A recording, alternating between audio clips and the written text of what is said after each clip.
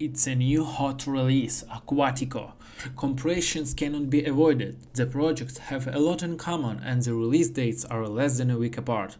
So the obvious question arises, what is better to play for those who want to feel like a mayor of a advented metropolis?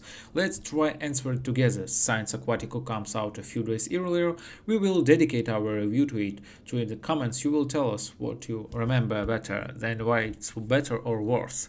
In Aquatico, humanity went to conquer the depths of the sea not from a good life. The ocean became the only hope for salvation after a global catastrophe destroyed the largest part of civilization, which had reached a level of development that made it possible to think about conquering other star systems.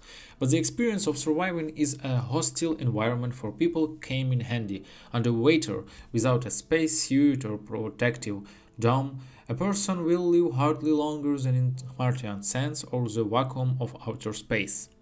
The whole plot is a small intro video with a story about the cataclysms that happened and don't expect a scripted scenario for scripted single-player campaign or RimWorld style story generator where the gameplay itself creates a narrative or an eerie atmosphere of frostpunk hopelessness. Everything is much simpler. There is a seabed, a set of buildings available for construction on this bottom, and small number in inhabitants whose needs must be monitored. The player is forced to the intern himself, moving towards his own goal. Aquatico does not have a finish line. After reaching it can be considered that the game has been completed. The gameplay turned out to be just in spirit. Perhaps the only unique feature that distinguishes Aquatico from the typical city building simulator is the strict separation of residential and industrial zones. On the seabed, we are engaged in development of minerals, building plants and factories, laying of pipeline network which becomes the main transport artery, and people live and rest a little closer to the surface of the sea, under the protection of huge transparent homes installed on long piles.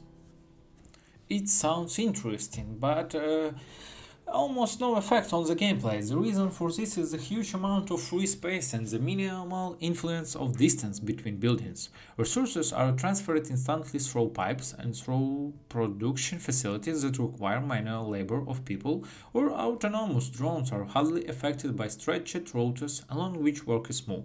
It seems that the same pipeline should make life difficult, but nothing like that happens. The pipes only slightly interfere with the placement of buildings, which is not all a problem, given the huge amount of free space.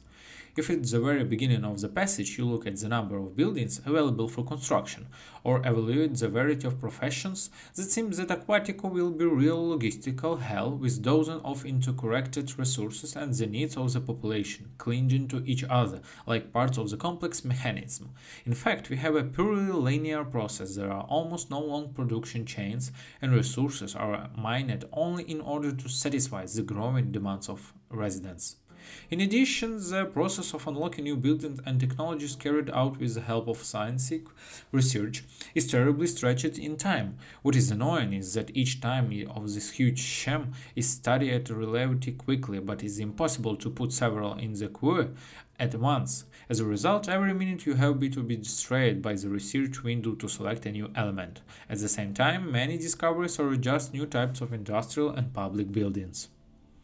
The game does not give any other intensive except to study all the available improvements and open the old texts.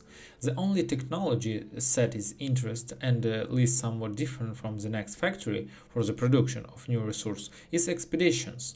We build a submarine base, recruit a crew, load fuel and resources and then send scouts to study the points marked on the global map.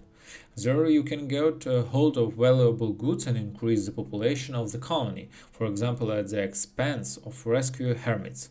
Sometimes even some kind of choice is offered with the opportunity to risk for a greater reward. But what's the point if everything goes on as usual is the main settlement, there is no plot and the atmosphere is no good? I have not tried surviving above yet, but something tells me that Aquatico will lose miserably in the confrontation between two underwater strategies. A city building simulator is too boring and monotonous that underwater setting, with the exception of appearance, is almost never used, neither in the gameplay, nor in the plot, nor in the atmosphere.